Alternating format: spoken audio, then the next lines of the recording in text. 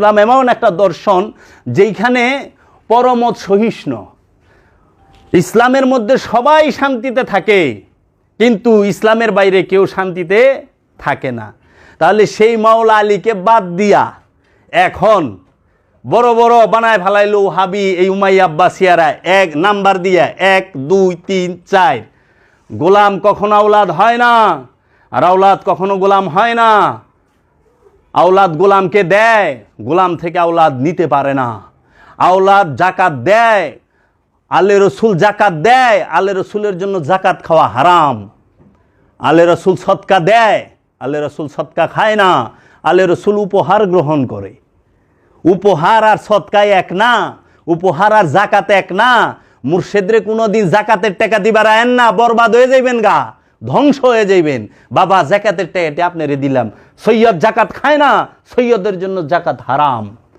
সৈয়দ জাকাত দেয়, কারণ মুল কাইয়ুম ইয়া কুদ্দুসুস সিররুল আজিজ ইয়া গাউসুল আজম গাউসে পাক বালেন্দা রব্বি হিমিয়ার জাকুন ইয়া মাওলা বাবা জাহাঙ্গীর বা ইমান আল সুরেশ্বরী অফিয়ানহু। আমাকে সাহায্য করুন, আমাকে সাহায্য করুন, আমাকে সাহায্য করুন। আমি আমার মহান মুর্শিদ কেবলা ও কাবা, যুগশ্রেষ্ঠ মহামানব আল্লাহর আব্দুহু কালান্দার বাবা জাহাঙ্গীর বা ইমান আল সুরেশ্বরী অফিয়ানহুর নূরের কদম মোবারকে লক্ষ কোটি ভক্তি ও চুম্বন রেখে এবং আমাদের মাঝে উপস্থিত মুর্শিদ আওলাদ, আমার দয়াল মুর্শিদ বাবা জাহাঙ্গীরের নূরের পুতুল, নূরের ফুল শাহ সুফি সৈয়দ বাবা বেদম ওয়ারসি আল জাহাঙ্গীরের কদম মোবারকে ভক্তি ও চুম্বন রেখে আমি আমার দয়ালের কাছে দয়া ভিক্ষা কামনা করে কিছু আলোচনা করতে শুরু করলাম। আজকের আলোচনার বিষয়টা হচ্ছে বেলায়েত এবং মাওলায়া এবং গাদিরে খুম সম্পর্কে একটু আলোচনা করব, যেটা অনেক তরিকতপন্থী মানুষেরই অজানা আছে। আসলে আজকে 4 জানুয়ারি 2022 সাল, সোহাগ ভাইয়ের বাসায় গাজীপুরে আজকে আমরা আমার দয়ালের সাথে উপস্থিত হয়েছি। তো বিশেষ মুহূর্তে দয়াল বলছে কিছু আলোচনা করার জন্য, তাই আপনাদের সামনে আলোচনা করি। মহানবী যখন বিদায় হজ পালন করলেন, মানে মক্কা বিজয় করার পরে মহানবী বিদায় হজ পালন করলেন। বিদায় হজ পালন করা শেষে, বিদায় হজ শেষে মহানবী 1,29,000 সাহাবীকে সঙ্গে নিয়ে মহানবী মক্কা থেকে মদিনার উদ্দেশ্যে রওনা হন। মক্কা এবং মদিনায় যাওয়ার পথে একটি স্থানে, মধ্যবর্তী একটি স্থান, সেই স্থানটার নাম হচ্ছে খুম। জায়গাটার নাম হচ্ছে খুম। সেই খুম নামক স্থানে মহানবী এই 1,29,000 সাহাবীকে একসাথে করে ওইখানে সবাই অবস্থান নিলেন এবং একটি স্টেজ তৈরি করা হলো উটের পিঠে। অনেকগুলো উট একসাথে করে সেই উটের পিঠে একটা স্টেজ তৈরি করা হলো, যে দয়াল রসুল আকরাম সাল্লাল্লাহু আলাইহি ওয়াসাল্লাম ভাষণ দিবেন। যেই ভাষণটাকে ওহাবি সম্প্রদায় মানুষের কাছে বলে বিদায় ভাষণ, বিদায় হজের ভাষণ। একটা হইল হজের ভাষণ, আরেকটা হইল গাদিরে খুমের ভাষণ। হজের ভাষণের কথাটা সবাই বলে, যে বিদায় হজে মহানবী ভাষণ দিছে, কিন্তু গাদিরে খুমে যে ভাষণ দিছে সেই ভাষণের কথাটা কেউ বলে না। এইটাই চতুরতা। এইটা না বলে ওহাবিজম, না বলে ফকিরির মধ্যেও এইভাবে বলা হয় না। তো কেন সেইখানে মহানবী স্টেজ করে গাদির মানে গাদির আরবি শব্দ, গাদির মানে হচ্ছে জমা, জমা হওয়া, একত্রিত হওয়াকে গাদির বলা হয়। খুম নামক স্থানে সবাই যখন একত্রিত হয় তখন মহানবী এই উটের পিঠে যে স্টেজ তৈরি করা হয় সেই স্টেজের বালপিঠে উঁচুতে দাঁড়ায়, উপরে দাঁড়ায়া মাওলা আলীকে পাশে রেখে মহানবী ভাষণ দিলেন। সেই ভাষণে মহানবী বললেন, আনা তারাকতুম ফিকুমুস সাকলাইন, আমি তোমাদের কাছে দুইটা ভারী জিনিস রাইখা যাইতাছি। হে মানব জাতি, হে আমার সঙ্গীরা, এই মানব জাতিকে বলছে আমি তোমাদের কাছে দুইটা ভারী জিনিস রাইখা যাইতেছি। সেই দুইটা ভারী জিনিস কি? প্রথম হইল বলতেছে কেতাব আল্লাহি, আল্লাহর কেতাব, ওয়া এবং ইত্রাদাহি মানে আমার বংশধর, আহলে বাইত, আমার বংশধর, আমার ইত্রাত, ইত্রাত আরবি শব্দ, ইত্রাত শব্দের অর্থ হইল বংশ। আমার বংশকে রাইখা যাইতেছি। সেই বংশ কিসের বংশ? রক্তের না নূরের? প্রশ্ন আসে না? মহানবী তো রক্তের বংশেও, অনেক কাফেরও মহানবী রক্তের আত্মীয়। আবু জেহেল, আবুল আহাব, এরা তো, আবুল আহাব মহানবীর আপন চাচা, আবু জাহেল মহানবীর চাচতো চাচা, রক্তের গেতা গোষ্ঠী। তাহলে কোন বংশ? মহানবী এখানে বলছে নূরের বংশকে রাইখা যাইতেছি, ইত্রাত, আমার বংশধরকে। মহানবী কি বলছে? আমার বংশ, মুহাম্মদের বংশ, মুহাম্মদ সাল্লাল্লাহু আলাইহি ওয়াসাল্লামের বংশ, সেই বংশকে রাইখা যাইতেছি। দুইটা জিনিস, কেতাব আল্লাহি, দ্বিতীয় হইল ইত্রাদাহি মানে আমার বংশধর। তোমরা শক্ত করে ধৈর্য রাখো, মজবুত করে ধৈর্য রাখো, ধীরভাবে ধৈর্য রাখো। জীবনে কোনোদিন পথভ্রষ্ট হবে না, গুমরাহ হবে না। পথভ্রষ্ট হওয়ার কোনো চান্স নাই, গুমরাহ হওয়ারও কোনো চান্স নাই। কারণ মহানবীর বংশই সিরাতাল মুস্তাকিম, মহানবী নিজেই সিরাতাল মুস্তাকিম, মহানবীর বংশই সিরাতাল মুস্তাকিম। এই সিরাতাল মুস্তাকিম থেকে যে আলাদা হয়ে যাবে, সেই বিপথগামী হয়ে যাবে, সে পথভ্রষ্ট হয়ে যাবে। এর জন্য মহানবী বলছে আমি দুইটা জিনিস রাখলাম। এখন খেয়াল করেন, যখন গাদিরে খুমে মহানবী ভাষণ দেয়, বলল কেতাব আল্লাহি, আল্লাহর কেতাব। আজকে একটু ভাঙি, যেহেতু বিষয়টা বিশেষ মুহূর্ত। আল্লাহর কেতাব, এখানে কিন্তু কোরআন শব্দ উচ্চারণ করে নাই। মোল্লারা বানায়, ওহাবিরা বানায় কোরআন, মহানবী উচ্চারণ করছে কেতাব। কোরআন খোলেন, কোরআনে কেতাবকে কোরআন বলা হয় নাই, আর কোরআনকে কেতাব বলা হয় নাই। কোরআন এক জিনিস, কেতাব আরেক জিনিস। কোরআন আর কেতাবের মধ্যে অনেক পার্থক্য। কোরআনুল মাজিদ নিজেই বলতেছে আমি কেতাবের মধ্যে কোরআনকে সংরক্ষণ করে রাখছি, আমি কেতাবের মধ্যে কোরআনকে রেখে দিয়েছি। কেতাবের মধ্যে কোরআন থাকে, কোরআনের মধ্যে কিতাব থাকে না। তাহলে কেতাব কি সেটা জানেন। এখন কেতাব যে মৌলবী সাহেবরা কোরআন বানায়, একটা জিনিস চিন্তা করেন, যখন মহানবী ভাষণ দিতেছেন, ওই ভাষণের সময়ও কোরআনের আয়াত নাজিল হওয়া কি হচ্ছে? বাকি রয়েছে। যে ইয়াউমা আকমালতু লাকুম দীনাকুম ওয়া রাদিতুল ইসলামা দীনা, আমি আজকে আপনার দিনকে মনোনীত করলাম। এই ভাষণের পরে কিন্তু এই আয়াত নাজিল, আগে না। তাহলে মহানবী আয়াত নাজিল হওয়ার আগেই বলতেছে আমি কেতাব রাইখা গেলাম। আবার কোরআন খেয়াল করেন, মুসা নবীরে কইতাছে আল্লাহ, ঈসা নবীরে আল্লাহ কইতাছে, ঈসা নবীকে বলতেছে যখন ভূমিষ্ঠ হয়েছে ঈসা নবী 3 দিনের মাত্র, তখন বলতেছে ঈসা নবী কোরআন সূরা মরিয়ম খুলেন, সূরা আম্বিয়া খুলেন, সূরা আল ইমরান খুলেন। সূরা মরিয়মের মধ্যে দেখবেন বলতেছে ইন্নী আনা আব্দুল্লাহ, ইন্নী নিশ্চয়ই আমি, আনা আব্দুল্লাহ আমি আল্লাহর বান্দা, আমি কেতাব নিয়ে এসেছি। কোন কিতাব লই আইলো? ঈসা নবী কি মারপেটের থেকে কোনো বই হাতে কইরা বেরিয়েছে? না, আমি কেতাব নিয়ে এসেছি।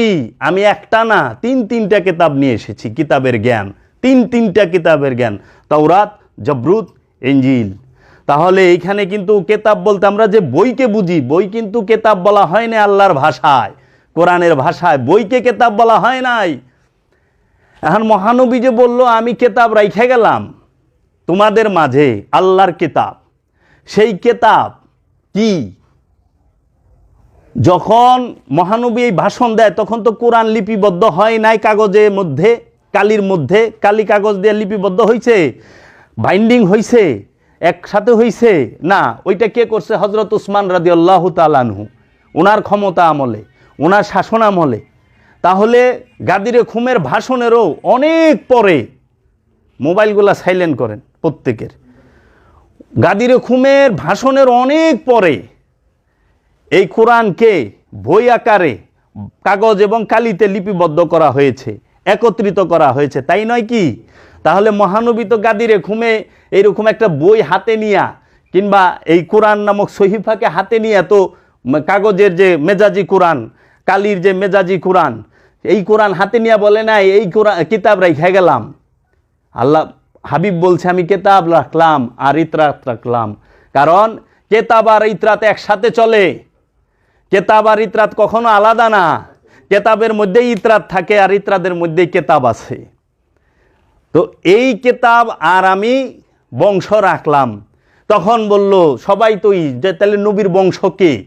তখন মহানবী মাওলা আলীর হাত ধরে, ডাইন পাশে মাওলা আলী দাঁড়ানো ছিল, মাওলা আলীর হাত মোবারক ধরে এইভাবে ঝুলন্ত উঁচা কইরা ধরছে, এইভাবে উঁচা কইরা ধইরা বলছে যে এই হলো আমার বংশ। তার আগে সবার থেকে একটা ওয়াদা নিছে মহানবী, বলছে যে আমি কি তোমাদের প্রভু নই? মান কুনতু মাওলাউ, আমি কি তোমাদের প্রভু নই?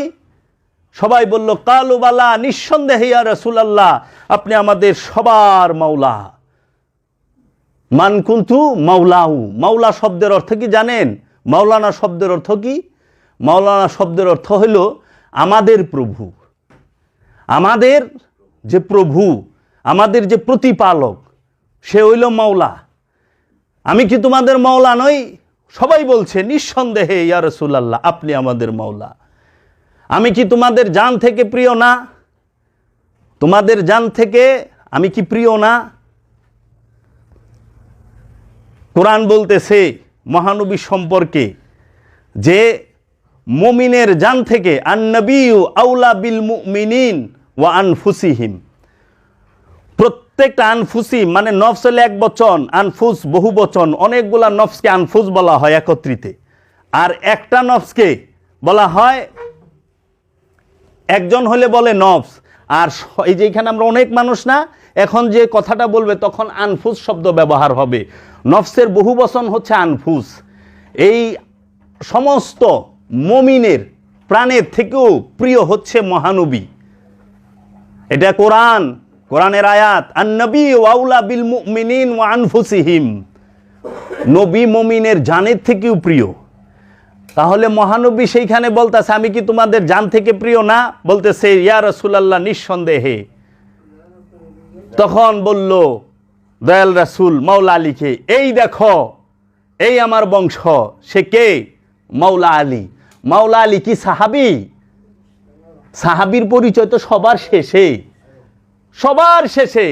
ওয়াহাবিরা, সালাফিরা, খারিজিরা এবং অনেক না জানা পীর সাহেবেরা যারা পীর সাজছে, পীর না, পীর সাজে আর পীর দুই জিনিস।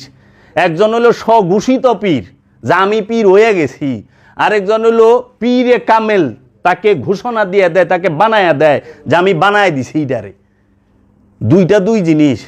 এই পীর যারা সাজছে তারা কি কয় মাওলা আলীরে 4 নাম্বার সাহাবী বানায়। এইটাও এইখানে একটা বিশাল বড় পার্ট, এটা একটু বইলা দিই। মাওলা আলী সর্বপ্রথম পরিচয় হচ্ছে, মাওলা আলী হচ্ছে আওলাদে রসুল। সেটা কিসের? সেটা জিসমিয়াত মানে রক্ত এবং মাংসেরও, এবং দ্বিতীয়ত সেটা রুহানিয়াত মানে নূরের। রুহানিয়াতেও মাওলা আলী মহানবীর সন্তান, জিসমিয়াতেও রক্তেও মহানবীর বংশ মাওলা আলী। সর্বপ্রথম পরিচয় হলো মাওলা আলী, সে দয়াল রসুল সাল্লাল্লাহু আলাইহি ওয়াসাল্লামের বংশ, তার সন্তান, নূরের প্রথম পরিচয়। এর জন্য আমার বাবা জান যখন মাওলা আলীর নাম নেন, এবং আমাদের সাজরা শরীফে বলা হয় যে মাওলা আলী আলাইহিস সালাতু ওয়াস সালাম, রাদিয়াল্লাহু তাআলা আনহু বাবা জাহাঙ্গীর বলে না, বাবা জাহাঙ্গীরের আওলাদেও বলে না, বাবা জাহাঙ্গীরের মুরিদরাও বলে না। কারণ মাওলা আলী সে আলে রসুল বংশ সন্তান। দ্বিতীয়, সর্বপ্রথম মাওলা আলী সে কি মহানবীর কাছে বায়াত গ্রহণ করে সর্বপ্রথম কে? নারীর মধ্যে মা খাদিজাতুল কুবরা। তারও আগে একজন আছে, তারও আগে একজন আছে, সে মাওলা আলীর মা ফাতেমা বিনতে আসাদ। এই ওহাবি, এই উমাইয়া আব্বাসিয়ারা চক্রান্ত করে মাওলা আলীকে এইখান থেকে সরানোর জন্য, তাকে ছোট করা খাটো করার জন্য, তার মর্যাদাকে এই সমস্ত চক্রান্তগুলা করে। পুরুষের মধ্যে মাওলা আলী আলাইহিস সালাতু ওয়াসসালাম সর্বপ্রথম আগমনের সাথে সাথেই মহানবীর কাছে বায়াত। আর মহানবী মাওলা আলীকে বাইসা নিছে। একটা জিনিস খেয়াল করেন, আমরা সবাই মুর্শেদকে ভালোবাসুম, এইটাই স্বাভাবিক, এইটাই নিয়ম। কিন্তু মুর্শেদ যাকে ভালোবাসে এইটা হলো অস্বাভাবিক। এটা কিন্তু অসাধারণ যে মুর্শেদ হেল লেগা পাগল। একটা রমণী যদি সুন্দরী হয়, একটা রমণী তাকে শত ছেলে ভালোবাসতে পারে, বাসে, এলাকার মহল্লার অলি গলি সবাই তাকে পছন্দ করে, এটা বড় কথা না। সবাই সিপাই সাপাই গোলাপ ফুল লয়ে খাড়ায় থাকে, এটাও বড় কথা না। বড় কথা হইল এই রমণী কারে পছন্দ করে। 100 ছেলে একটা মেয়ের, সুন্দরী মেয়ের পছন্দ করতে পারে, কারণ ওই 100 ছেলে হইলো আশেক, আর এই মেয়েটা হলো মাসুক। মাসুক যাকে পছন্দ করে তার সাথে তার জুড়ি হয়ে যায়। আর ওই 99টা তখন আর কোনো কাউকাবারি করে না, কারণ হ্যাঁ চুনলিয়া মানে নির্বাচন কইরা ভালাইছে, সিলেক্ট কইরা ভালাইছে। তাহলে মাওলা আলীকে আলাইহিস সালাতু ওয়াসসালাম বলতে হয়। মাওলা আলী মহানবী যখন হেরা পর্বতে ধ্যান সাধনায় রত, ওইখানে একমাত্র মাওলা আলী ছিলেন। একমাত্র মাওলা আলী মহানবীর হেরা পর্বতের এই গুহার মুখে মাওলা আলী পাহারাদার হিসাবে এবং খাদেম হিসাবে, খেজমতকারী হিসেবে উপস্থিত। আর মা খাদিজাতুল কুবরা সে সমস্ত খাবার দাবার সমস্ত যোগান দিতেন। কোথায় সেই কথা? হযরত জিব্রাইল যাহাকে বলা হয়, কোরআন জিব্রাইল বলে নাই, কোরআনে কোথাও জিব্রাইল বলে নাই জিব্রাইল আসছে। কোরআন বলতেছে রুহুল আমিন আসছে। মা মরিয়মের সামনে রুহুল আমিন আসছে। এই রুহুল আমিন রে মোল্লারা আর ওহাবিরা, এই উমাইয়া আব্বাসিয়ারা জিব্রাইল বানায়। জিব্রাইল হলো ফেরেশতা, রুহুল আমিন হলো স্বয়ং রু নিজে, প্রকাশিত রূপ। সে কে? রব্বুল আলামিনের একটি রূপ। আরো এটা এখানে বলা উচিত না। এই রুহুল আমিন আসছে, জিব্রাইল আমিন না। জিব্রাইল আমিন ওহী লই আইব, জিব্রাইল আমিনের কি জবান আছে? জবান আছে? সে তো সিফাতি নূরের তৈরি, সেফাতি নূরের তৈরি, জাত নূরের না। এই মাওলা আলীকে মহানবী বলল, আমার জান থেকে,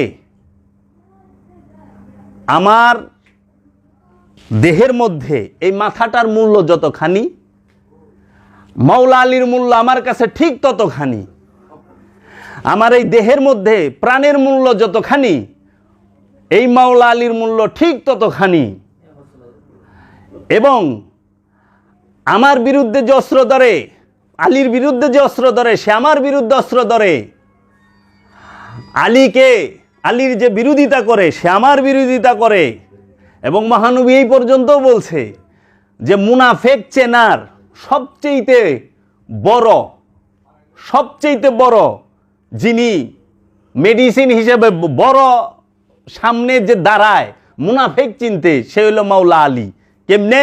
মাওলা আলীকে দেখলে যার মুখ কালো হয় সে মুনাফেক।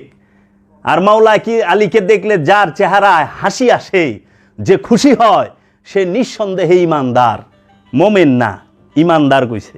মুমিন অনেক ঊর্ধ্বের বিষয়। তো সে নিঃসন্দেহে ইমানদার। আর যে মাওলা আলীর সাথেও থাকে, আবার মাওলা আলীর বিরোধিতাও করে গোপনে, সে হইল মুনাফেক। মাওলা আলীর সাথে থাকছে, যে মাওলা আলীকে হত্যা করছে, সে কিন্তু মাওলা আলীর খাদেম ছিল।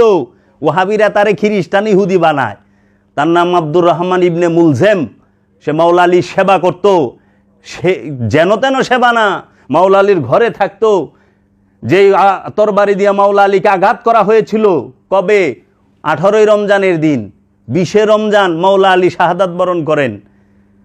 মসজিদের ভিতরে মাওলা আলীকে আব্দুর রহমান ইবনে মুলজেম সাথেই ঘাড়াইছে। ওই তরবারি দিয়ে যখন আঘাত করতে যায়, একটা তরবারি কিনছে মাওলা আলীকে উপহার দেওয়ার জন্য, মাওলা আপনার জন্য উপহার আনছি। তখন মাওলা বলছে, আব্দুর রহমান ইবনে মুলজেম, তুমি এই তরবারিটা তোমার কাছে রাখো, এটা তোমার কামে লাগবো। কয় কি কন ইয়া রাসূলুল্লাহ, ইয়া মাওলা আলী, এটা আমার কি, আমি উপহার আনছি। কয় না, আমারে দিছ, আমি পাইছি, কিন্তু তুমি এটা রাখো, এটা তোমার কামে লাগবো। তখন যখন জোরাজুরি করতেছে, তখন বলছে মাওলা আলী যে এই তরবারি দিয়ে তুমি আমার আঘাত করবা।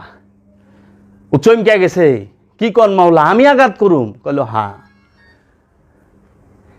এই তরবারি দিয়ে তুমি আমাকে রক্তাক্ত করবা।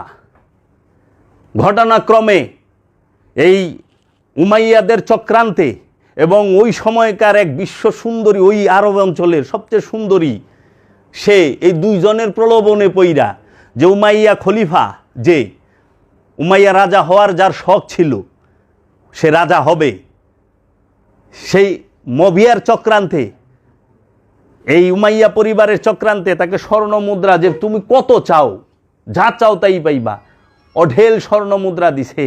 এবং ওই নারী বলছে, কারণ তার বাপাকে মাওলা আলী এক যুদ্ধে হত্যা করছিল, বলছিল যে আলীকে হত্যা করতে পারবো, সে আমাকে পাইব, সে আমার সাথে যা চায় তাই করতে পারবো।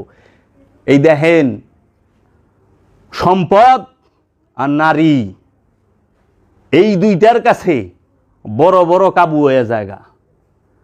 মানুষকে কাবু করে এই দুইটায়, নারী আর সম্পদে কাবু কইরা ভালাইছে। ঠিক আছে, তখন এই যে যায়া এই কাজ করে মাওলা আলীকে।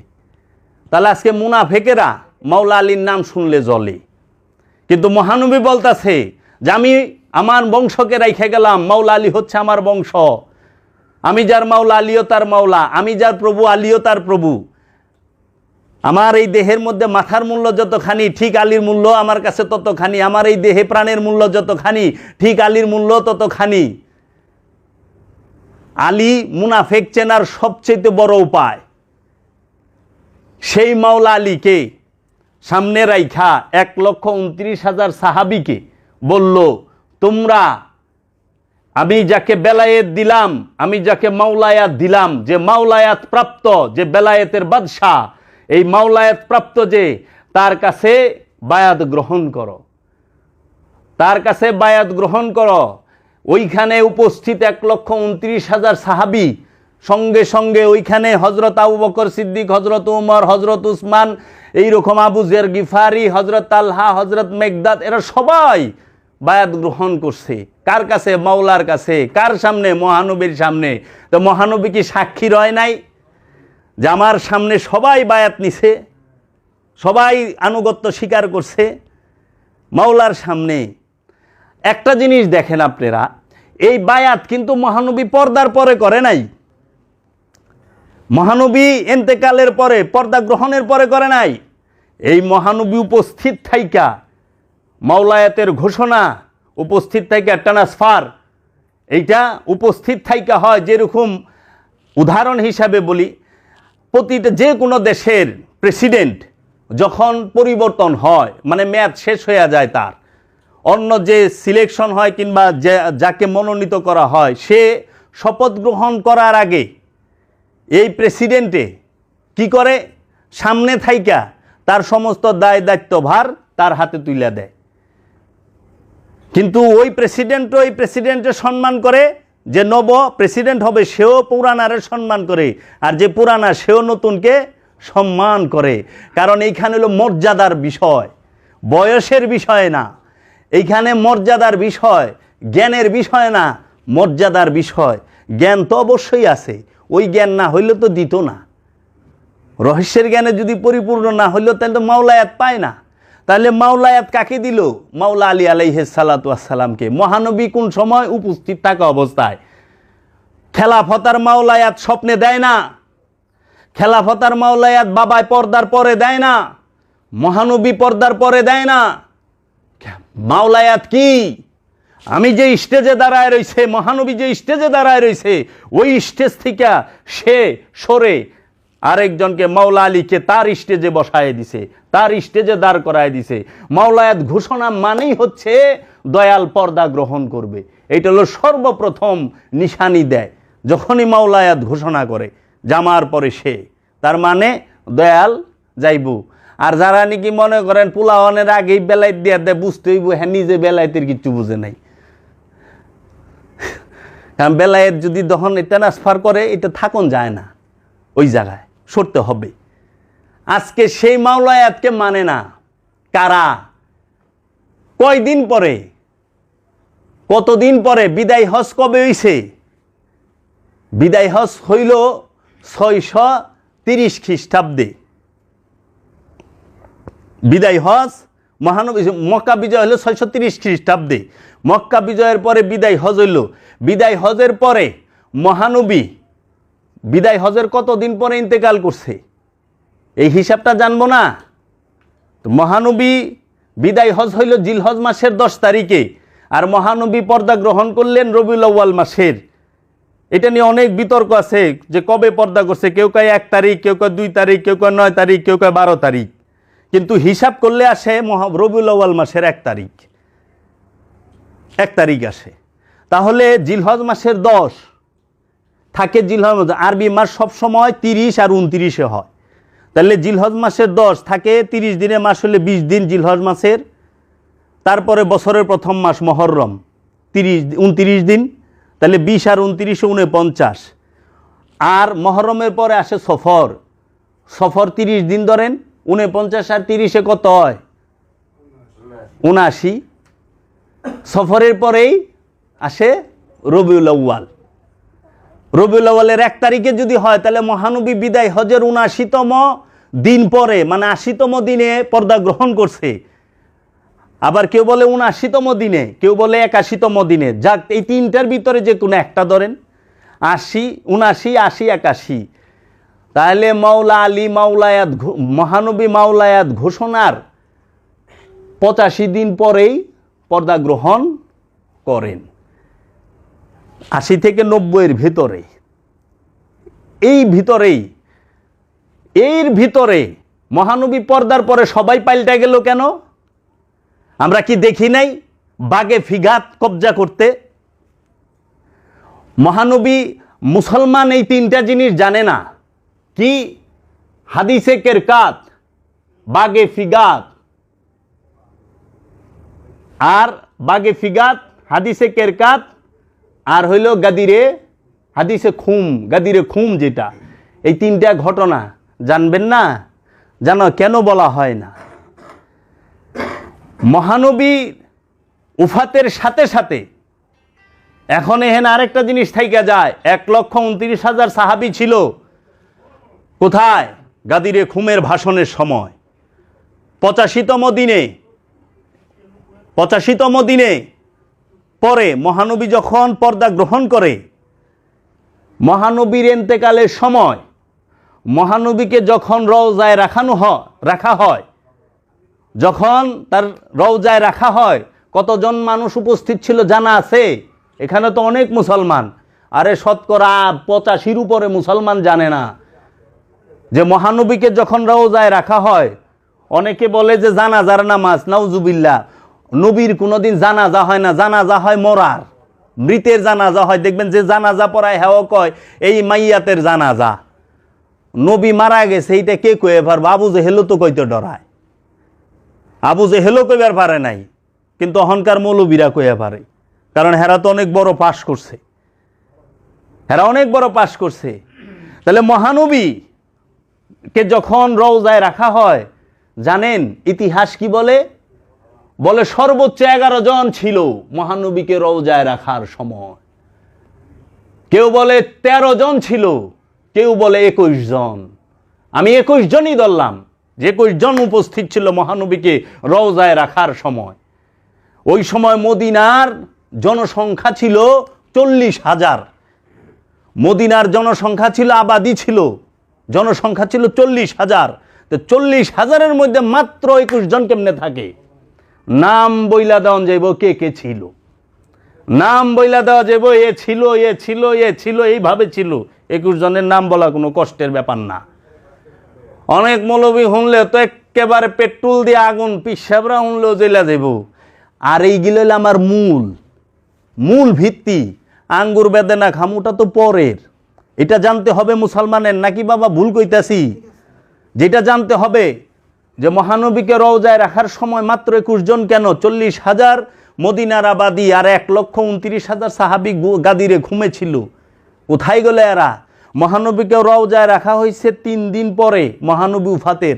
3 দিন পর্যন্ত মহানবীকে রাখা হয়েছে জমিনের উপরে, মহানবীর দেহ মুবারককে, মহানবীর দেহ মুবারকটাকে। যেখানে মহানবী রওজা সেটা মহানবীর ঘর, রুম, শোবার ঘর, সেইখানে রাখা হয়েছে মদিনা মুনাওয়ারায়। তাহলে কেন, কই গেল, কে উপস্থিত ছিল? ওইখানেও সেই মাওলা আলী উপস্থিত ছিল, সেই আলে রসুল উপস্থিত ছিল, সেই আহলে বাইত উপস্থিত ছিল, সেই পাক পাঞ্জাতন উপস্থিত ছিল। মাওলা আলী আলাইহিস সালাতু ওয়াস সালাম ছিল, মা ফাতেমাতুজ জাহরা ছিল, ইমামে হাসান আলাইহিস সালাতু ওয়াস সালাম ছিল, ইমামে হুসাইন আলাইহিস সালাতু ওয়াস সালাম ছিল, হযরত সালমান ফার্সি ছিল, হযরত আবু যর গিফারি ছিল, হযরত জাবের রাদিয়াল্লাহু তাআলা আনহু ছিল, এবং আরও এইভাবে 21 জনের নাম একদম খাতা কলমে লেখা বইলা মেরারা ছিল। যারা 1, 2, 3, 4 ছিল, যাদের এত সুনাম, মৌলানা সাহেবরা এত কয়, তারা কোথায় ছিল? আর মাওলা আলীর হিসাব শুনবেন। মাওলা আলীকে, এই সেই মাওলা আলী যে খায়বার শিখান, শাহে জামান, যে মুশকিল কুশা, সেই মাওলা আলী কি করলো? যারা যারা মহানবীর রওজা মুবারকে রাখার সময় উপস্থিত ছিল না, একটার জানাজার মধ্যেও মাওলা আলী উপস্থিত ছিল না। ইতিহাসে কেউ দেখাইতে পারবো না যে যারা যারা উপস্থিত ছিল না তারা মদিনা শরীফে ইন্তেকাল করছে, মদিনাই তাদেরকে রাখা হয়েছে, কাউরে জান্নাতুল বাকিতে, কাউরে মহানবীর আশেপাশে, কিন্তু তাদের জানাজায় মাওলা আলী যায় নাই। আর আশ্চর্যের বিষয়, হযরত সালমান ফার্সি সেই ইরানে ছিল, এই মদিনা থেকে মাওলা আলী এই ইরানে গেছে। ইরানে যায়া হযরত সালমান ফার্সির জানাজা মধ্যে রওজায় রাখার সময় সে নিজে উপস্থিত ছিল, সে নিজে রাখছে। বুঝেন? এই যে কোরআন বলতাছে তোমরা মুশরিকের সাথে সম্পর্ক কইরো না, কাফেরের সাথে সম্পর্ক কইরো না, আর যদি কইরাও ফালাও সাথে সাথে সম্পর্ক ছিন্ন করো। কাফেরের সাথে থাইকো না, মুশরিকের সাথে থাইকো না। তাকে তুমি দিনের দাওয়াত দাও। কেমনে? তুমি যদি ঈমান আইনা থাকো, তাগো ঈমান আনার দাওয়াত দাও। তারা ঈমান আনে নাই, তাহলে কি করবা? সংখ্যায় কম হইলে দাওয়াত দাও, আর যদি সংখ্যায় বেশি হয় তাহলে অগত থেকে তুমি বাইরে যাও। মনে করেন আপনি আল্লাহর কামেল ওলির কাছে মুরিদ হইছেন, মানে আপনার পরিবারে আপনার বাপে মা কেউ মাইন্ড করেন না, সত্য বড় তিতা, আপনার বাপে মায় ভাই বোন স্ত্রী এরা মানে না, উল্টা পাল্টা অনেক কিছু কামেল ওলির বিরোধিতা করে, রসুলের বিরোধিতা করে। এখন আপনি তাদেরকে বুঝান, যদি তারা না বুঝে তাহলে কি করবেন?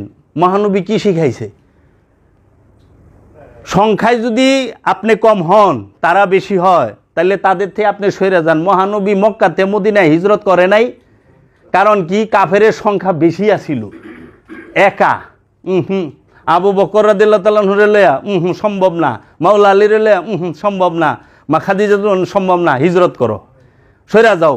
কারণ কাফেরের সংখ্যা বেশি, মুশরিকের সংখ্যা বেশি, এগুলো লগে থাইকো না, ইমানদারগুলো লগে থাইকো।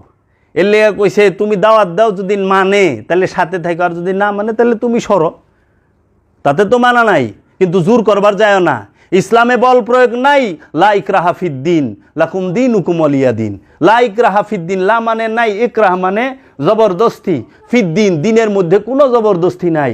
লাকুম দীনুকুম ওয়ালিয়া দিন, তোমার ধর্ম, তোমার দিন তোমার কাছে, অন্যের দিন তাহার দিন তাদের কাছে, কাফেরেরটা কাফেরের কাছে, ইমানদারেরটা ইমানদারের কাছে, মুমিনেরটা মুমিনের কাছে, কোনো জবরদস্তি নাই। সূরা কাহাফে আবার কইতাছে কি? কালা হাজা ফারিকু বাইনি ওয়া বাইনিকা। কালা বলিলেন, হাজা এইখানে, ফারিকু তফাত, বাইনি আপনার, ওয়া এবং বাইনিকা, বাইনি মানে আমার, ওয়া এবং বাইনিকা আপনার মধ্যে। কে বলতাছে? মুসা নবীকে হযরত খিজিরে বলতাছে, বাবা খিজির আর মুসা নবীর যখন দুইজনে এক হইল না, তখন বলল কালা হাজা ফারিকু বাইনি ওয়া বাইনিকা, আপনার রাস্তায় আপনি, আমার রাস্তায় আমি। তাই বাবা জাহাঙ্গীর বলছে ইসলামে বল প্রয়োগ নাই। ইসলাম এমন একটা বিধান, ইসলাম এমন একটা দর্শন যেইখানে পরমত সহিষ্ণু। ইসলামের মধ্যে সবাই শান্তিতে থাকে, কিন্তু ইসলামের বাইরে কেউ শান্তিতে থাকে না। তাহলে সেই মাওলা আলীকে বাদ দিয়া এখন বড় বড় বানায় ফেলাইলো হাবি এই উমাইয়া আব্বাসিয়ারা, এক নাম্বার দিয়া 1 2 3 4। গোলাম কখনো আওলাদ হয় না, আর আওলাদ কখনো গোলাম হয় না। আওলাদ গোলামকে দেয়, গোলাম থেকে আওলাদ নিতে পারে না। আওলাদ জাকাত দেয়, আলে রসুল জাকাত দেয়, আলে রসুলের জন্য জাকাত খাওয়া হারাম। আলে রসুল সদকা দেয়, আলে রসুল সদকা খায় না। আলে রসুল উপহার গ্রহণ করে। উপহার আর সদকায় এক না, উপহার আর জাকাত এক না। মুর্শেদরে কোনোদিন জাকাতের টাকা দিবার আয়েন না, বরবাদ হয়ে যাইবেন গা, ধ্বংস হয়ে যাইবেন। বাবা জাকাতের টাকাটি আপনারে দিলাম। সৈয়দ জাকাত খায় না, সৈয়দের জন্য জাকাত হারাম। সৈয়দ জাকাত দেয়, কারণ সমগ্র সৃষ্টি আলে রসুলের গোলাম, মহানবীর গোলাম।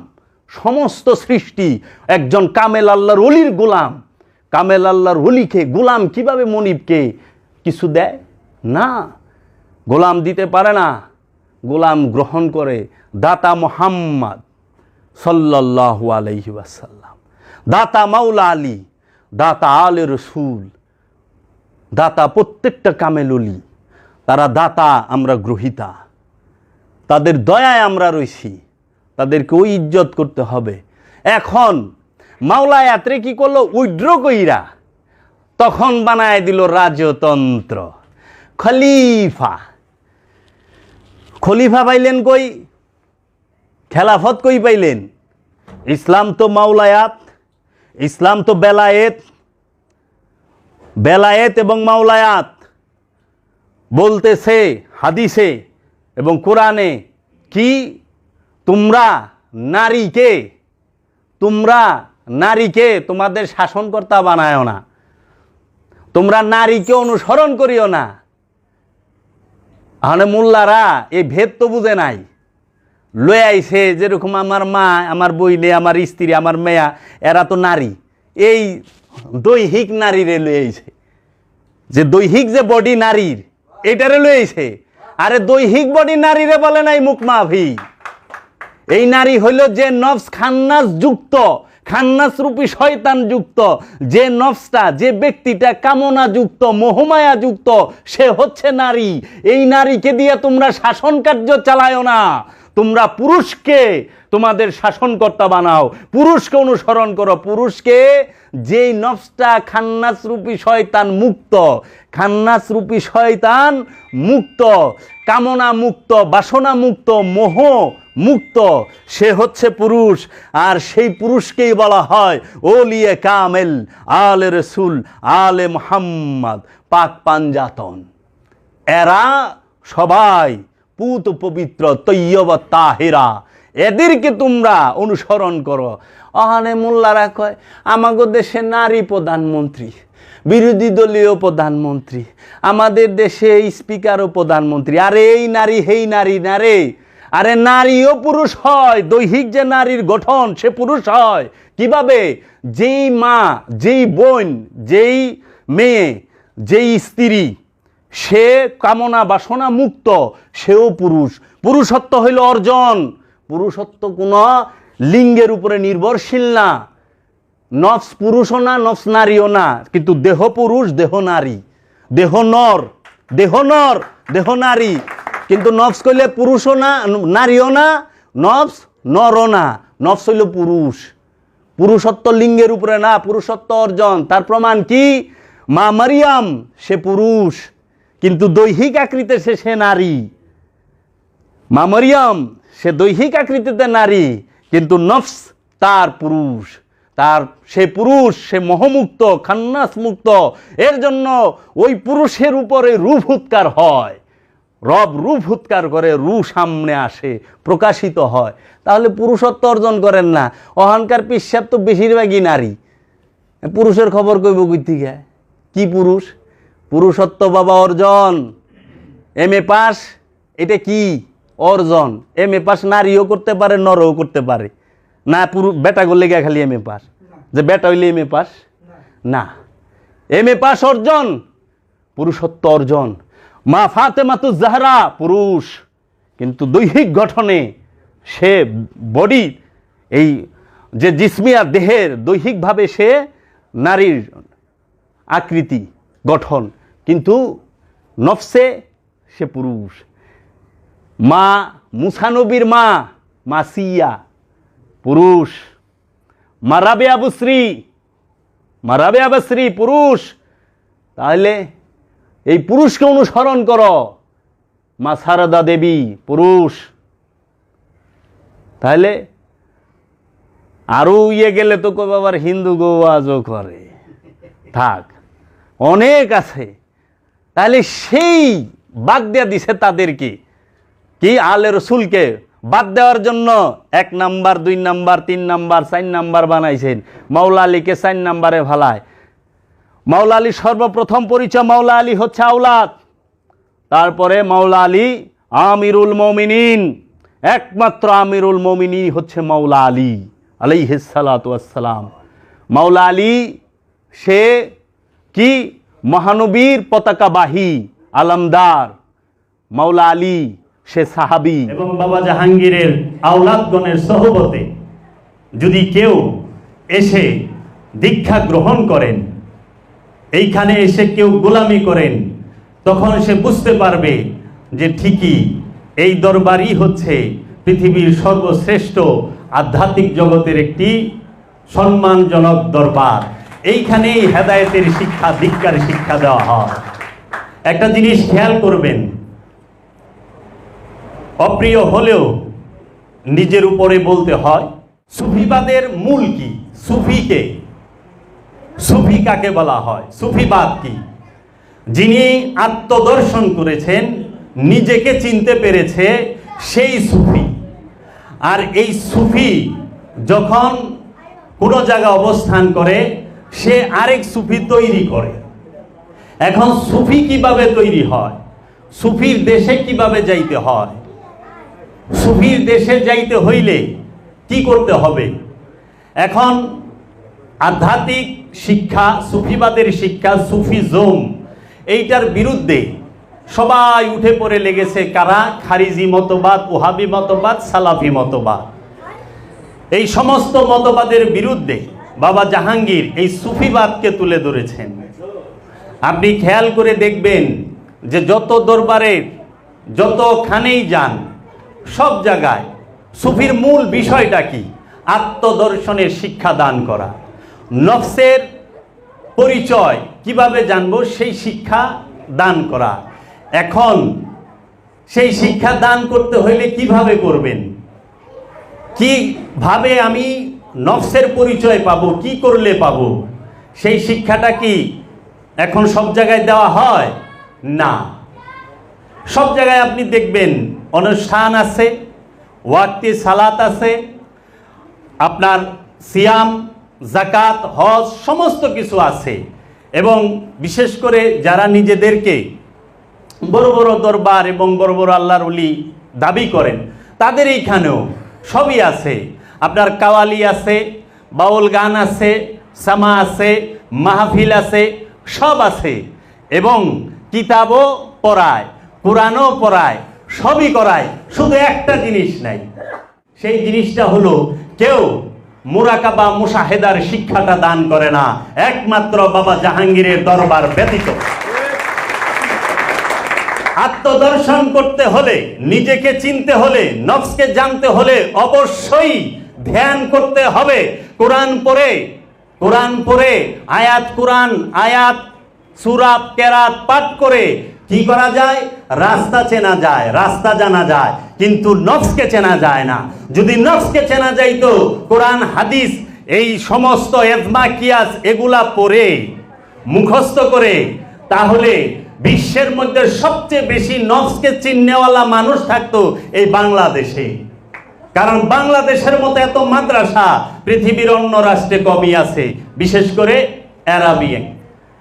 তো এখন নিজেকে চিনতে হইলে কি করতে হবে? ধ্যান করতে হবে, মুরাকাবা করতে হবে। আর এই ধ্যানের শিক্ষাটা কোথায় আছে? কোথায়? সেটা তার নিজের দরবারে।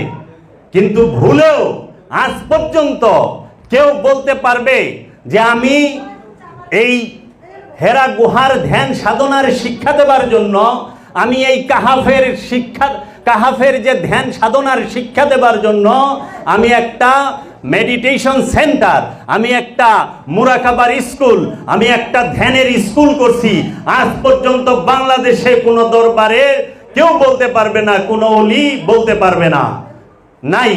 একমাত্র বাবা জাহাঙ্গীরই 25 বিঘা জমির উপরে একটি বিশাল ধ্যান সাধনার স্কুল করছে। এইখান থেকেই সুফি তৈরি হবে, এইখান থেকেই সাধনা তৈরি হবে, সাধক তৈরি হবে। কারণ ধ্যানের শিক্ষা যার মধ্যে নাই, সে যত কোরআন পাঠ করুক, হাদিস পাঠ করুক, যে যত এজমা কিয়াসের কিতাব পাঠ করুক, কিংবা আপনি যত সুফিবাদের কিতাবও পাঠ করেন, কিতাব পাঠ করে তো আপনি নফসকে চেনা যায় না। কিতাব পাঠ করে কখনো নফসকে চেনা যায় না। নফসকে চিনতে হইলে একমাত্র হেরা গুহার মধ্যে ডুব দিতে হবে, কাহাফের মধ্যে ডুব দিতে হবে। সূরা কাহাফ খুলেন, সূরা কাহাফের 16 নম্বর আয়াতে বলা হচ্ছে তোমরা কাহাফের দিকে যাও। সমগ্র মানব জাতিকে বলা হচ্ছে তোমরা কাহাফের দিকে যাও। কে বলতেছে? আল্লাহ রাব্বুল আলামিন। তোমরা কাহাফের দিকে যাও। সমস্ত মানুষ কাহাফের দিকে কিভাবে যাবে? এটা কি সম্ভব যে কাহাফ একটা গুহা, সেই গুহার দিকে সারা পৃথিবীর মানুষ যাইব? আবার খেয়াল করেন, এইখানে কিন্তু বলা হয় নাই যে তোমরা কাহাফের মধ্যে যাও, বলছে কাহাফের দিকে যাও। কাহাফের দিকে আর কাহাফের মধ্যে অনেক তফাৎ, অনেক তফাৎ। তো কাজেই কাহাফের দিকে যাও মানে হচ্ছে তুমি তোমার নফসকে চেনার জন্য তুমি তোমার অন্তরের মধ্যে ডুব দাও। আমরা যেটাকে কাহাফ বলি, এটা মেজাজি। প্রত্যেক জিনিসের দুইটা দিক আছে, একটা মেজাজি, একটা হাকিকি, একটা রূপক, একটা আসল, একটা অনুষ্ঠান, একটা মূল। তো আত্মদর্শন করতে গেলে নিজের এই অন্তরের মধ্যে ডুব দিতে হবে। প্রতিটা মানুষকে অন্তরের মধ্যে ডুব দিতে হবে। ডুব দিয়ে কার ধ্যান করতে হবে?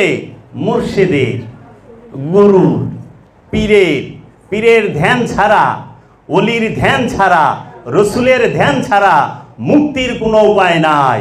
আবার মুক্তি যে ধ্যান করলেই পাইব এইটাও না, অবশ্যই রসুলের রহমত লাগবে, অবশ্যই মুর্শিদের দয়া লাগবে, অবশ্যই তার পীরের দয়া লাগবে। সে যখন দয়া করবে তখন আপনি বুঝতে পারবেন যে আপনার উপরে সে কি রহমত দান করছে। আজকে বিশেষ একটা দিন, আজকে একটা রাজের কথা বলি, মন দিয়া শুনেন, কাজে লাগবে। আমরা সবাই বলি না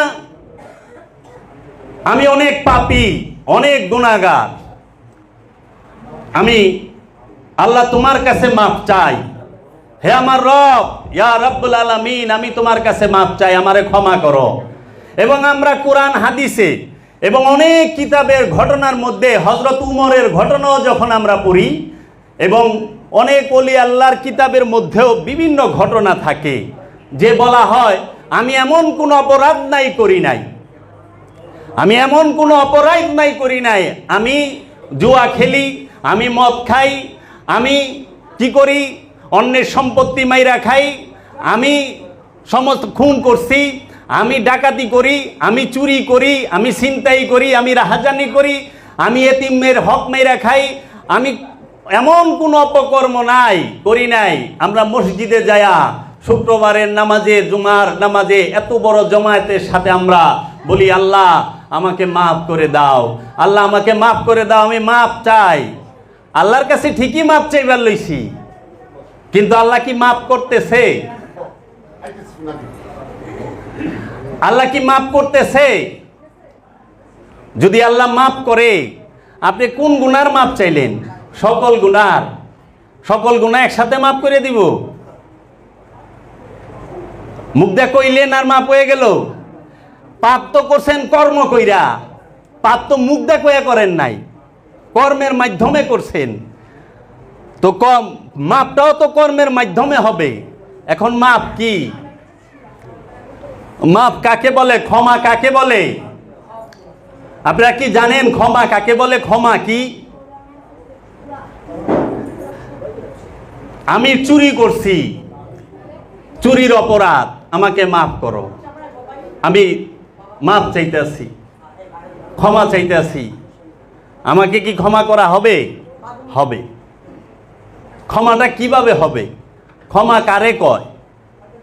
আমি গুনাহ করছি কিন্তু আমি মাফ চাই, আমি ক্ষমা চাই, ক্ষমা কারে কয়? এইটা তাকে বুঝতে হবে। সারা কোরআনের মধ্যে বলা হচ্ছে, আল্লাহ পাক বলতেছেন ইয়া আইয়ুহাল মুসলিমুন, মুসলিমুন শব্দটা আছে, আর মুসলিমুনের বিপরীত আছে মুজরিমুন। মুসলিমুন মানে হচ্ছে আত্মসমর্পণকারী, আর মুজরিমুন মানে হচ্ছে অপরাধী, গুনাহগার। এই মুজরিমুন, এই অপরাধী, এই মুজরিমুন কাকে বলে? এই মুজরিমুন থেকেই মুসলিমুন হইতে হয়, মুসলমান হইতে হয়। মুসলমান মানে আত্মসমর্পণকারী, আর মুজরিমুন মানে হচ্ছে অপরাধী, গুনাহগার। এখন ক্ষমা কিভাবে চাইবেন? সবচেয়ে রাজের কথা হইল এই জিনিসটা, যে আমরা যে ক্ষমাটা চাই, এই ক্ষমাটা কিন্তু সাধারণ। আমরা মনে করি আল্লাহর কাছে ইস্তেগফার করলে আল্লাহ ক্ষমা করে দিবে। এই ইস্তেগফার কিভাবে করতে হবে? তওবা কিভাবে করতে হবে? তওবা শব্দের অর্থ কি? তওবা শব্দের অর্থ কি? তওবা আরবি শব্দ,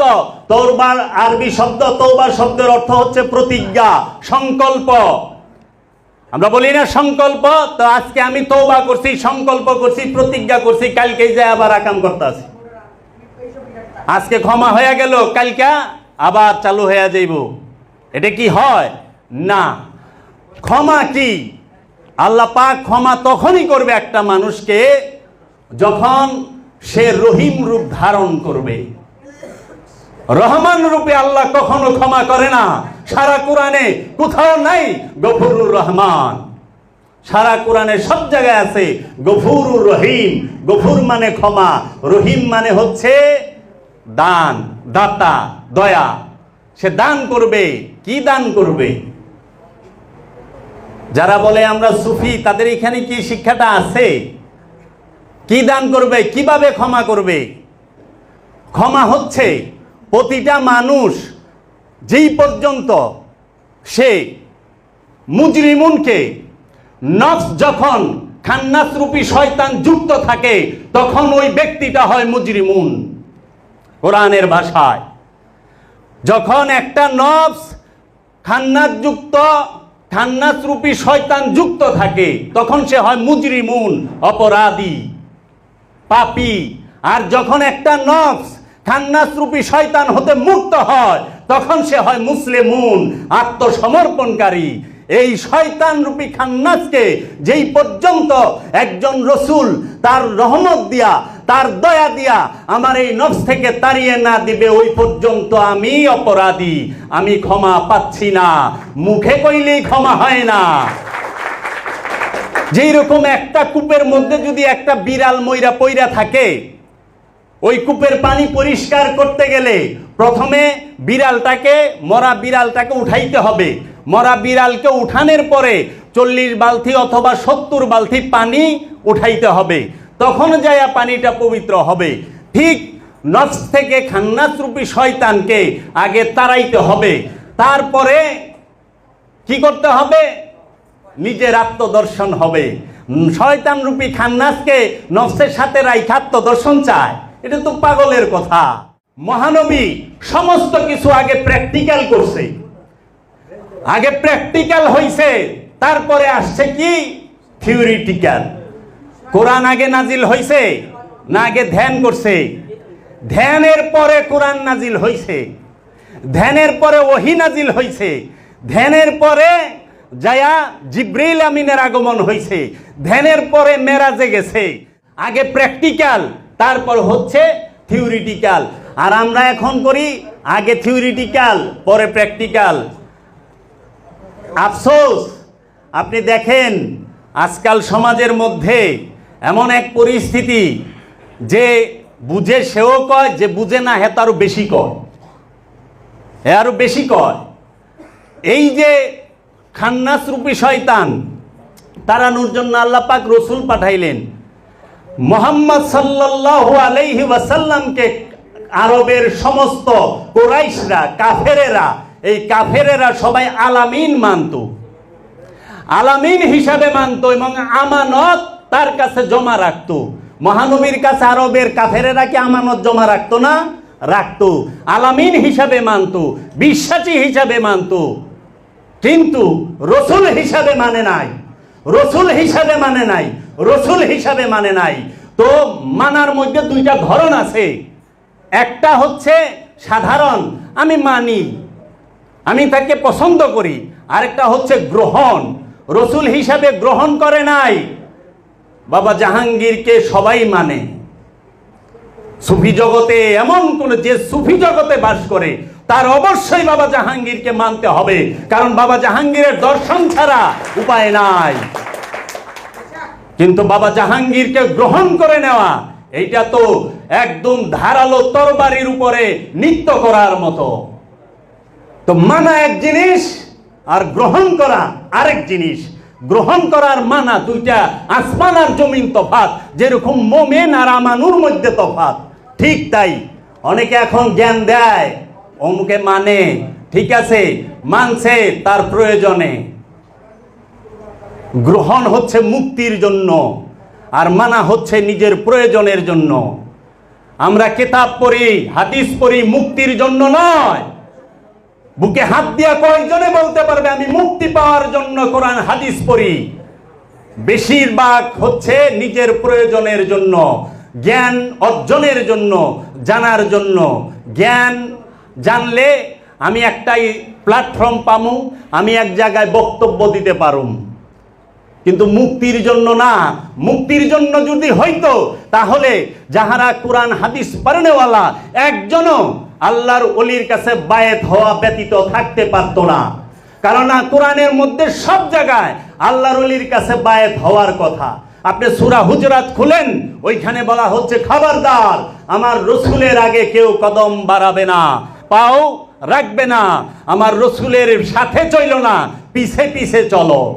আমার রসুলের মুখের উপরে, আওয়াজের উপরে উচ্চ স্বরে কথা বলিও না। আমার রসুলের দরজায় কখনো যায়া কি দস্তক দিও না, নক কইরো না, তাকে আওয়াজ দিও না যে আমি আসছি। ইন্তজার করো, অপেক্ষা করো, তোমাকেই রসুল ডাকবে, তুমি অপেক্ষা করো। কোরআন হাদিস বলতেছি না, আল কোরআন বলতেছি। তখন আল্লাহ পাক বলতেছে খবরদার, তোমার যত সয় সম্পদ যাহা কিছু আছে তুমি আমার রসুলের কাছে কি করো? দাও। সে যদি কবুল করে, তোমার জন্য দোয়া করে, তোমার মুক্তি হবে। রসুলের মুক্তি দুই ভাবে পাওয়া যায়। একটা হচ্ছে একমাত্র রসুলের দোয়া এবং দোয়ায়, আর একটা হচ্ছে রসুলের মুরাকাবা, মুশাহিদা, ধ্যান করে। আবার আল্লাহ এখানে বলতেছে হুঁশিয়ার, খবরদার, কেউ যদি আমার রসুলকে ওভারটেক করে আমি তাহার সমস্ত আলম, সমস্ত আমল কি হাত কার দুঙ্গা। এখানে এই যে পাকিস্তানের কাওয়াল বৈশা রয়েছে নাদিম ভাই, হাত কার দুঙ্গা, এটার মানে কি? জ্বালায় দিব। জব্দ করা মানে বন্দি করে নেওয়া, আটকায় ফেলা, কয়েদ করা। আর হাত মানে জ্বালাইয়েই দিব, আমলে কোনো কাজে আসবে না, জ্বালিয়ে দেওয়া হবে। খবরদার, মুর্শেদ যখন আসে কোনো ভক্ত বসে থাকতে পারে না। যদি ভক্ত হয়, মুর্শেদ যখন দাঁড়ায় ভক্ত কখনো বৈশা থাকতে পারে না, সঙ্গে সঙ্গে দাঁড়াবে। কারণ মুর্শেদকে ফলো করাই হচ্ছে বন্দিগি, রসুলকে ফলো করাই হচ্ছে ইবাদত, রসুলের প্রেমী হচ্ছে দাসত্ব, রসুলকে ফলো করা ইবাদত। মানুষ মাপ চায়, কিন্তু সে নিজেও বুঝতে পারে না আমি কি মাপ চাইতেছি। আজকে যদি পাপের চুরির মাপ হয়, কালকে আবার এই ব্যক্তি চুরি করতেছে। চুরি ওই পর্যন্ত সারতে পারবো না যেই পর্যন্ত শয়তান ভিতরের থেকে না যাইব। শয়তান যদি থাইকা যায় ভিতরে, কারণ চুরি চামারি যত অপকর্ম সব তো শয়তানের কাম, শয়তানের কাম না? তাহলে শয়তান যদি ভিতরে থাকে, তাইলে পরে আমি এই কাজের থেকে ফিরবো কিভাবে? ফিরার কোনো চান্স আছে? শয়তান যদি আমার ভেতরে থাকে, আমি পাপ থেকে বিরত হব কিভাবে? কোনো কায়দা নাই, কোনো উপায় নাই। এবং আমার ক্ষমা হবে কোথা থেকে? ক্ষমা তো একটাই, দ্বিতীয় আর কোনো ক্ষমা নাই। ক্ষমা একটাই, সেটা হচ্ছে যখন একটি নফস, একটি ব্যক্তি, একটি মানুষ, একজন ওলিয়ে কামেলের, একজন আল্লাহর রসুলের, একজন আল্লাহর ওলির দীক্ষা অনুযায়ী তার কথা মতো মুরাকাবা মুশাহেদা করে, যখন সে চরম ধৈর্য ধারণ করে এই মুরাকাবা করতে পারে, তখন এই ধ্যানে তার ওই রসুল তার সামনে সেই রহিম রূপ ধারণ করে, রহিম রূপ ধারণ করে, তখন সে গফুর রহিম। গফুর মানে হচ্ছে ক্ষমা। কিসের ক্ষমা? ক্ষমা একটাই, সেটা হলো খান্নাস রূপী শয়তান থেকে নফসকে মুক্ত করে দেওয়া। ক্ষমা একটাই, খান্নাস রূপী শয়তান হতে নফসকে মুক্ত করে দেওয়াই হচ্ছে ক্ষমা। আর কোনো ক্ষমা, কোনো গল্প, কোনো কিচ্ছা, কোনো কাহিনী নেই। এটা যেটা, এটা হলো ব্যবসার লিগা, ডর দেখায়। এখন তো জাহান নামে যে পুরতাছে সেই ভিডিও কইরা দেয়। লাশেরে কবরের ভিতরে অগলগ্গর সাপে পেছায়া রাখছে, ঠুকরাইবার লইছে, এইটার ছবি তুইলা ফেসবুকে ভাইরাল করে দিছে। আবার কয় এইটা 35 জনের দিবেন, 40 দিনের ভিতরে আপনার যে কোনো দোয়া কবুল হয়ে যাবো গা, আপনি এইটা পাইবেন। সেটা আর যদি না দেন, আপনারে খাইছে, আপনি শেষ আছে। ও কি ঢুকছিল কবরের ভিতরে? যে ক্যামেরাম্যান, সে অযোগ্য সাপে লাশেরে মুচরাইলে কি বহনে তো নফস নাই, প্রাণ আছে, জিন্দা ব্যক্তি তো না। মুর্দারে ঠুকরাইলেই কি আর না ঠুকরাইলেই কি? মুর্দারে পোস্টমর্টেম করে না? ঢাকা মেডিকেলে মুর্দা, যে মৃত লাশকে যদি কেউ রেপ হয়ে মারা যায়, যদি কেউ বিষ প্রয়োগে মারা যায়, যদি কাউকে কোনোভাবে ফাঁসি দিয়ে মারা হয়, যে কোনোভাবে মারা হয়, তার পোস্টমর্টেম হয় না? তারে ফাড়ে চিরে কত কিছু করে। তখন তো কোনো মুর্দা উঠে গয় না, এই ডাক্তার কি শুরু করছেন, ভাইলামিনি সব জিনিসপত্র কাটাকাটিকে লাগাই দিয়েছেন, এটা তো কয় না। কারণ মুর্দারে কাটলেও যা, না কাটলেও তাই। মাটিরে কুবাইলেও যা, না কুবাইলেও তাই, একই। যদি নফস থাকা অবস্থায় বডিকে কেউ পুষ লাগায়, কেউ যদি একটা আঘাত করে, সঙ্গে সঙ্গে ওই নফস প্রতিবাদ করে দাঁড়িয়ে যায়, কেন আমাকে আঘাত করা হলো? তো মূল হচ্ছে নফস। তো সেই শিক্ষা কোথায়? বাবা জাহাঙ্গীর ব্যতীত এই শিক্ষা কোথাও নাই। বাবা জাহাঙ্গীরের কাছে সব আছে। আহ্বান জানায় উদাত্ত, যারা ইসলামিক স্কলার, যারা ইসলামিক গবেষক, তারা আসেন। যারা বড় বড় আলেম উলামা বক্তা, তারা আসেন বাবা জাহাঙ্গীরের দরবারে, আইসা দেখাই দিয়া যান যে এই জিনিসটার কমি আছে। পাবেন না, কোনোদিন পাবেন না। বাবা জাহাঙ্গীরের দরবারে দাইমি সালাত আছে, বাবা জাহাঙ্গীরের দরবারে সিয়াম আছে, বাবা জাহাঙ্গীরের দরবারে যাকাত আছে, বাবা জাহাঙ্গীরের দরবারে হাকিকি কুরবানি আছে, বাবা জাহাঙ্গীরের দরবারে মেরাজও আছে, বাবা জাহাঙ্গীরের দরবারে নিজেকে চেনার শিক্ষা, নফসকে চেনার শিক্ষা, আত্মদর্শনের শিক্ষাও আছে। বাবা জাহাঙ্গীরের দরবারে কোনো কিছুর কমতি নাই। বাবা জাহাঙ্গীর সেই হেরা গুহার শিক্ষা দান করে, যেই হেরা গুহার শিক্ষায় আত্মদর্শন হয়। মাদ্রাসায় যায় মাথার বিদ্যা অর্জন করতে পারবেন, বিদ্যার জ্ঞান এক না। বিদ্যা এক জিনিস, জ্ঞান আরেক জিনিস। কোরআন কিতাব পড়ে বিদ্যা অর্জন করা যায়, কিন্তু জ্ঞান অর্জন হয় না, জ্ঞান থাকে ভিতরে। আমার মুর্শিদ কেবলা ও কাবা বাবা জাহাঙ্গীর এমন রহমত দান করছে যে রহস্যের অনেক জিনিস আছে, মূল পর্যন্ত দেখাই দেওয়া যাবে। এই রহমত, ভরপুর রহমত, তার দয়া, তার রহমত, তার সমস্ত দান আছে। একজনে একটা কমেন্টস করছে যে যোগ্য লোক দিয়া বলে বাবা জাহাঙ্গীর প্রচার করবে। বাবা জাহাঙ্গীরের কাছে কোনো অযোগ্য লোক আসে না। অযোগ্য লোক বাবা জাহাঙ্গীরের কাছে আসতে পারে না, কখনোই আসতে পারে না। বাবা জাহাঙ্গীরের কাছে আসলে যোগ্য লোকই আসে। কারণ এইটা এমন একটা জায়গা যে এই জায়গায় নিজেকে স্থির রাখা বড় কষ্ট, বড় কষ্ট। বাবা জাহাঙ্গীর বলেছে আল্লাহ মানা সহজ, পীর মানা কঠিন। আল্লাহ মানা সহজ, পীর মানা কঠিন। আল্লাহকে সবাই মানে, কারণ আল্লাহ কাউকে তার ইচ্ছার বিরুদ্ধে বাধা দেয় না। কিন্তু পীরকে সবাই মানতে পারে না, কারণ পীর নিজের ইচ্ছার বিরুদ্ধে বাধা দেয়।